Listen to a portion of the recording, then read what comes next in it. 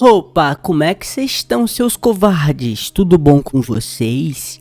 Essa aqui é a continuação de uma obra que a gente já tem no canal. Se quiserem uma próxima parte, já sabem, né?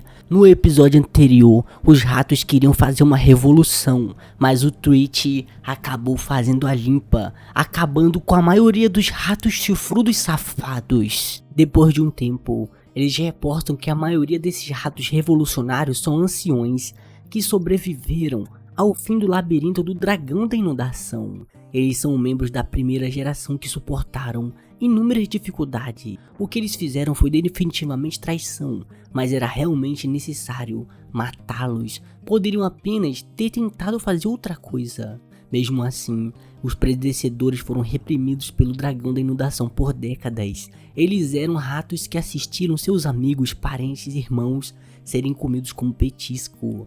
Embora eles tenham conquistado vidas melhores quando vieram para o Naga, eles ainda permaneceram como trabalhadores. Presume que seja isso que mantenha sua raiva e sonho quando eram os escravos explodiram. É uma revolução que eles nunca poderiam ter sonhado se ainda estivessem no labirinto do dragão da inundação, já que o Ratorildo fala que foi realmente ruim o fato deles terem ganhado uma vida melhor. Você também não veio do labirinto da inundação, mas ela fala que realmente nasceu lá, mas quando ficou velho o suficiente para trabalhar, já estava no labirinto Naga. Ele é do labirinto Naga então, ele já nasceu depois que se mudaram, a primeira geração do labirinto Naga, isso é incrível. Mas ele sabia que a presa principal das serpentes são ratos, então não é irônico que esses serpentes estejam protegendo a gente agora. E o Ratorildo falando que será que um dia não vão comer a gente? Ela fala que pode acontecer.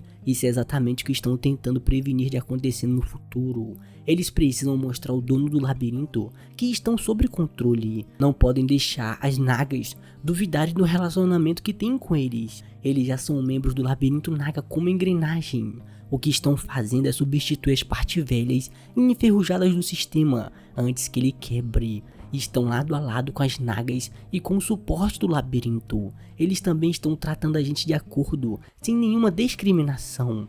Um labirinto apenas para ratos chifrudos não sonha. O labirinto Naga já é nossa casa. Esse já é o nosso labirinto. Ela deveria ser a última a experienciar a miséria e o desespero do passado. A nova geração pode rir e sorrir sem nenhum problema. Essa paz é a nossa nova norma. É por isso que está dando fim aos ratos doentes, às engrenagens enferrujadas. Se os outros ratos podem ser felizes por causa do sangue na sua mão, vai ser bem melhor assim. Mas o Ratorildo fala que a próxima geração e aqueles depois deles vão pensar que a nossa escolha foi a correta. Afinal, essa paz vai ser construída com sangue. Mas vai caber a eles decidirem no futuro. E o Morte continua mandando lutar, estão em maior número.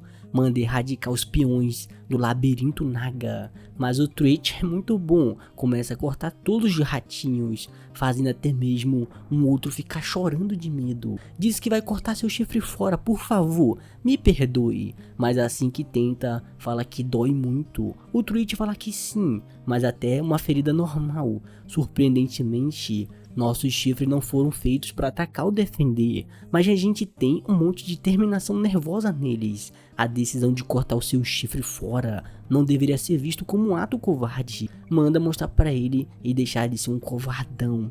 Mas ele não vai ser reconhecido como um deles se cortar isso agora já é tarde. O rato fujão tenta correr, mas no mesmo segundo já é esfaqueado, porque aqui não tem medrosos. E o Morte continua perguntando por quê? Por que estão fazendo isso? Finalmente aumentaram sua população e a chance de serem livres está bem na frente. Foram oprimidos como escravos por décadas, talvez mesmo até por séculos. Trabalharam com ressentimento e raiva com os predadores, o nosso sonho de liberdade, o labirinto dos ratos. Você fez isso porque achou que o objetivo de dominar Gissé é irrealista. Ele não percebe o quão bom é quando uma comunidade compartilha o mesmo sonho. Liberdade. Todas as liberdades que eles não tiveram. A chance de sonhar está bem na frente. Sabe que isso é um desejo ambicioso que realmente não vai se realizar. Ele disse que era o mais próximo de um herói entre os ratos chifrudos, Mas mesmo se ele se tornasse um, você acha que eu poderia ganhar poderes para derrotar outra espécie? Nós somos apenas ratos, e isso é o que a gente sempre vai ser. Se deixarem um labirinto naga para procurarem liberdade, o que aguarda é a vida de vagabundos, se escondendo mais uma vez no buraco no chão e lutar por comida. Mas o Morty continua dizendo que também é significativo à sua maneira. Uma vida selvagem sem regras, sem ninguém mandando a gente, mesmo se for dolorosa, mesmo se a gente tiver que correr risco todos os dias para sobreviver. Isso é o caminho natural, uma luta em comum para nós ratos tentar ultrapassar o nosso limite. Você não tem vergonha de si mesmo depois de toda a luta do pai dele. O seu nome foi herdado pelo seu filho e ainda assim ele faz isso. Mas o tweet fala que não deu o nome do seu pai para o seu filho, para ele seguir o mesmo caminho. Deu o nome do seu pai para que ele pudesse se arrepender pelos pecados que o pai dele cometeu.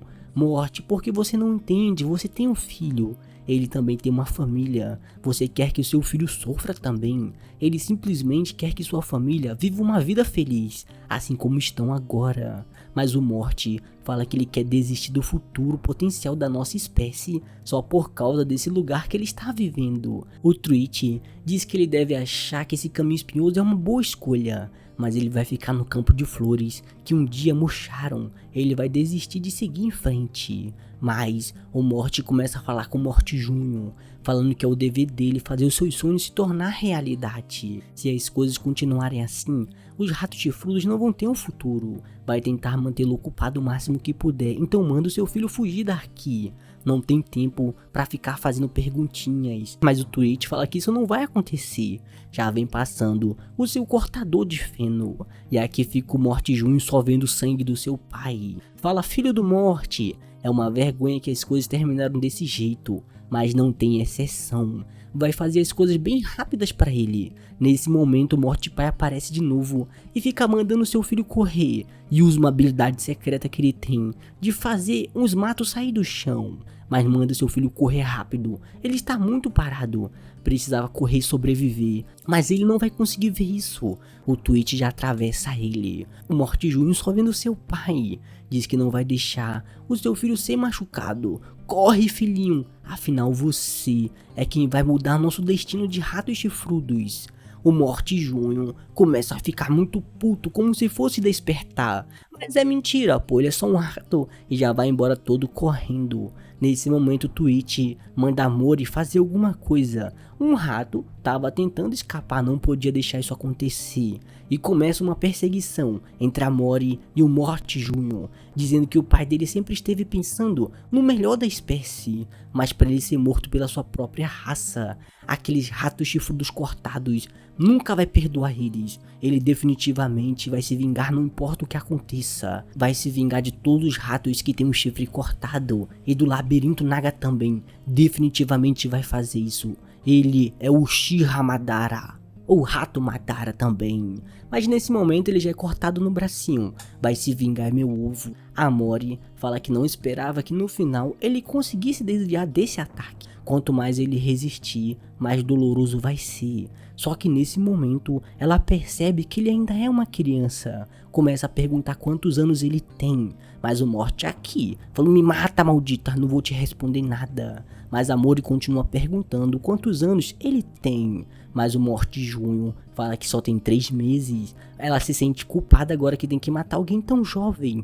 Aposta que ela se acha uma boa pessoa, como o herói anônimo que derrotou a escuridão e os vilões. Isso tudo é besteira, sua maldita. Eles são piores que aqueles desgramados do dragão da inundação. Eles estão matando e tentando silenciar a gente só porque pensam diferente. A Mori fala que não é isso. Estão tentando proteger os outros ratos. Ela apenas queria que a futura geração vivesse em paz. Mas o Morty Júnior fala que é meu ovo. Então, e quanto a ele, que está parado na sua frente? Ele não faz parte dessa futura geração. Acha que não conta, já que não concordou com a crença que eles têm. Um rato que tem a mesma crença que você é um amigo, mas quem pensa diferente você mata, mesmo que faça parte da sua futura geração. Então o que está acontecendo? O que foi aquele massacre todo? A Mori fica puta e pergunta se ele acha mesmo que ela gosta disso, Foram eles que começaram essa merda de revolução. E o Morty continua mandando cortar a garganta, igual fizeram com o pai dele. Estão todos mortos, seus amigos, todo mundo foi morto. E só sobrou ele, o único ratinho. Nada de labirinto naga e nada de rato. Ela precisa terminar com isso agora mesmo. Acabe com esse massacre com a sua própria mão. A tirania que ela está criando, a paz que ela está construindo com sangue, com a sua própria mão. Começa a lembrar do Ratonildo, dizendo que a próxima geração e aqueles que vão vir depois, o que eles iam pensar da escolha, será que estava certa? Afinal, essa paz seria construída à base de sangue. E o Morty Júnior perguntando por que ela está fazendo essa cara. Ela ainda acha mesmo que está do lado bom, não passa de um lixo hipócrita. A Mori cansa e já passa a faca, moleque bocudo velho. Já volta toda caladinho. E o Twitch perguntando o que aconteceu. Ela não consegue reportar, mas diz pra ele que ele não sabia que ele era uma criança. E o Twitch não quer nem saber, só pergunta se passou a faca no moleque ou não. A Mori só vai jogando um pedacinho da espada e um chifre. Diz que eles estão mesmo no caminho certo. Suas olheiras estavam ficando pior por falta de sono. Ela só precisava descansar um pouco. Conseguiram fazer a limpa em vários ratos traidores. O Prota fala que depois eles estavam resolvendo as coisas. Os ratos eliminaram a maioria que estavam restantes. Prota fala que não sabia que uma coisa dessa aconteceria quando o grupo ficasse grande. Ele deveria ter pensado sobre isso, mas não considerou quão rápido a população acabou crescendo. A Rick Chacha diz que ele estava culpado demais colhendo informação relacionada à guerra. Então, não é surpresa que ele não tenha tempo para prestar atenção no que estava acontecendo entre as forças do labirinto Naga. Ele sempre vai em missão de reconhecimento quando deveria mandar um subordinado. Prota fala que é verdade, está muito ocupado recentemente. Estava pensando em fazer os ratos chifrudos ajudarem na guerra, mas como é perigoso, pode haver outra revolução. Mas os ratinhos falam que pretendem educar a população para que nada assim aconteça novamente. O Prota fala que a ideologia deles não parece agradável, mas dizem que de toda forma, quem governa é ele, o dono do labirinto. Acha que isso é necessário para prevenir conflitos internos no futuro. Prota fala que tá bom, já que eles estão dando conta disso bastante, não vai intervir. Mas parece que não tem mais nenhum problema. Vai explicar o problema de comida para os ratos assim que a guerra for começar. Agora que o problema do rato chifrudo foi resolvido, como anda um bom caminho para a conferência da mesa redonda. Quase se esqueceu que a Ion, o que ela estava fazendo agora? A Dominique fala que ela está no seu quarto, como normalmente não viu ela desde que voltou, queria dar um oi. Assim que abre a porta, a Ion continua deitada, só na sua caminha. Já faz um bom tempo, mas ela continua assim. Se nada mudou, mesmo com o pessoal daqui cuidando muito bem dela, isso poderia ser um problema mental. Fala que uma guerra vai estourar em breve. Os inimigos vão ser o nobre do 10º andar. Recebeu sua ajuda durante a batalha contra Balcilius, mas se continuar usando ela por ser uma guisseriana, sente que não seria diferente dos outros nobres que fizeram você trabalhar para ele. Acha que é melhor ela descansar na casa dele do que naquele labirinto frio de festivais. Quando a conferência terminar, vai levar ela até que a guerra acabe. Quando ir embora, a Ion segura ele, mandando ele não ir deixar ela sozinha. Ela não fala, apenas com um gesto. Não quer ir para a superfície ainda. Algum progresso. Ela não apenas balança a cabeça para tudo o que ele diz como antes. Ela está tentando realmente se expressar como quando segurou sua manga. Mas ela deveria considerar ir para a superfície, já que essa guerra pode ser perigosa. Não se preocupe, ele não está tentando abandoná-la. Manda Dominique chamar o Uther. Precisa preparar as coisas para a conferência. Na entrada da Floresta dos Sonhos, já tem uma mãozinha saindo do chão. E é isso mesmo, uma pessoa sai de um pequeno buraco. O maldito do Morty Júnior ficou vivo, falando rato naga safado, rato Mori, todos os ratos com chifre cortados do labirinto naga.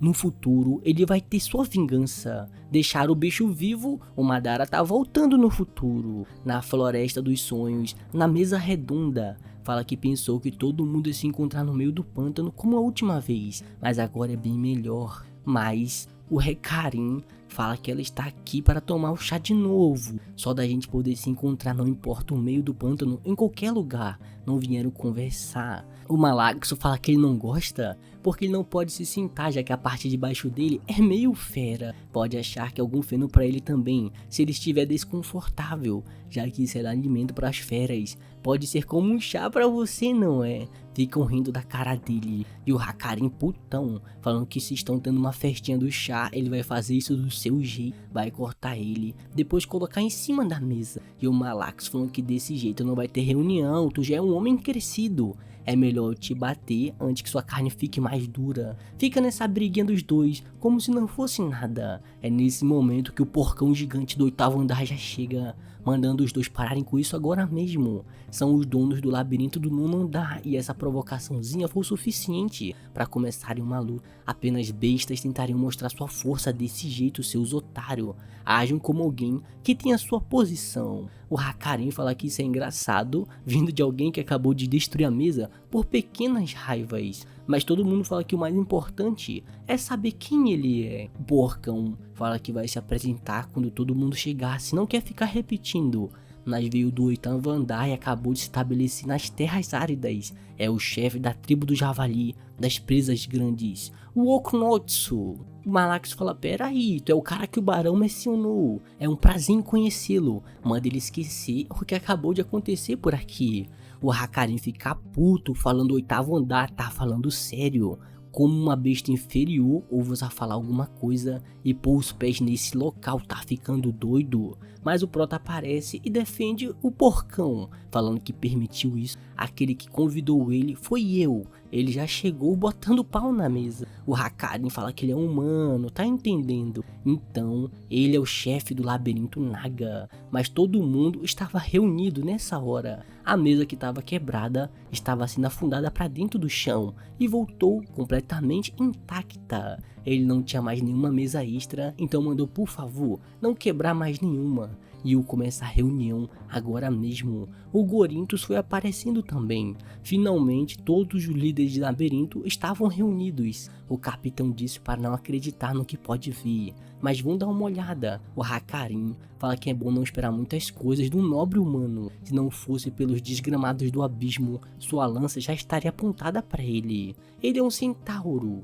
um mestre na guerra de manobras e nas artes de armas. Ele não parece ser capaz de causar nenhum arranhão no rei dragão da inundação, mas está acima do Malaxus. Ele se apega a táticas agressivas com seu exército em formação de cunha. Se ele fosse um pouco mais estratégico e forte, poderia ter sido o Borés do 9º andar. A Ariane manda acalmar as coisas, não estão progredindo por causa dele, estão brigando demais. O poder que ele pode ver dela é mais fraco comparado com todos os outros donos de labirinto. Ela está ainda mais fraca que o Rei Necromante antes do seu despertar. No entanto, os seus soldados são mais fortes do 9º andar em questão de força individual. Confirmou que ela tem ao menos 6 unidades de classe heróica. E também ouviu que ela pode controlar a Floresta dos Sonhos, então ela deve ser como uma suporte. O Gorinthos fala que já chega a reunião, não vai a lugar nenhum desse jeito. Ele parece ser uma marionete, mas isso é um tipo de magia, não consegue avaliar o poder dele afinal. Não consegue nem mesmo dizer o que tem debaixo desse negócio. Não pode estimar suas tropas por estarem todas debaixo do pântano. Ele é o único que não tem informações. Esse cara é o mais perigoso do 9º andar. O Gorinthos fica perguntando se tá tudo bem. Eles não o reconhecem como superior, mas as leis do Gisé ainda são absolutas, já que tem o status de um nobre, sua posição é superior a de todos. Prota fala que a maneira que ele age e fala não é como se ele fosse superior e parece não apropriada, mas não incomoda. Ele conhece muito bem o limite entre ser rude e político. Ele tem carisma, ele é mais nobre do que qualquer um cara do 10º andar. Fala que como ele fala comigo não interessa, no entanto, vai ser aquele que vai comandar toda a reunião. Ou você planeja discutir alguma coisa. O Gorinthos fala que a invasão vai acontecer em breve. O Prota pergunta se ele confirmou isso. Ele conseguiu alguma informação ou algo do tipo? Prota fala que se ele não sabe de nada é melhor ficar calado. De fato, o 10º andar expôs suas presas e tem pegadas gigantes deixadas para trás após o massacre da patrulha no 9º andar. pergunta se ele tem alguma outra informação além dessa. Ele ao menos sabe quem são os nobres lá de baixo. O Hakarin fala que ele deve saber, já que tá tão bocudo. Horace, o chamuscado. Valatos do Poço Seco começa a falar todos os nobres dos labirintos lá de baixo. A Ariane manda ele esperar. Ele diz que qualquer um pode conseguir o nome desses caras, simplesmente perguntando aos mercadores negros. Eles ficam dizendo que é mentira, manda mostrar evidência. Se ele for bom o bastante para se chamar de barão, isso não deve ser muito. O Gorintos também fala que só acredita se tiver provas. O Prota fala que tem algumas preparações, mostra o mapa que ele fez e tem protegido também. Ele mesmo não tem nenhum outro tipo de prova. Não é sua culpa que eles não saibam nada lá de baixo. A Ariana fala que esse mapa aí, ele pode ter desenhado de algum outro local. Até o Uther, que era pra ficar do lado dele, fala que ele tirou da bunda. Prota fala, tá bom, mas vocês conseguem lidar com isso? Ele disse que não tem nenhuma outra prova, mas tem outra coisa pra fazer. Começa a fazer uma invocação do demônio negociador. Já vai aparecendo abraçado no seu travesseiro, mas ela volta e troca de roupa. Ela diz que isso pode ser simplesmente resolvido se chamarem uma terceira parte neutra para testemunhar. Ela agradece o convite, estimados donos de labirinto do 9º andar em Gissé. Ela é a Cítria, mercadora negra, encarregada do 10º andar de Gissé. A Ariane fala que viu algo que não deveria ter visto, e o Uther fala que sim, era um travesseiro suspeito. Mas a Cítria interrompe eles e fala que veio aqui para discutir sobre outra coisa. E acabou.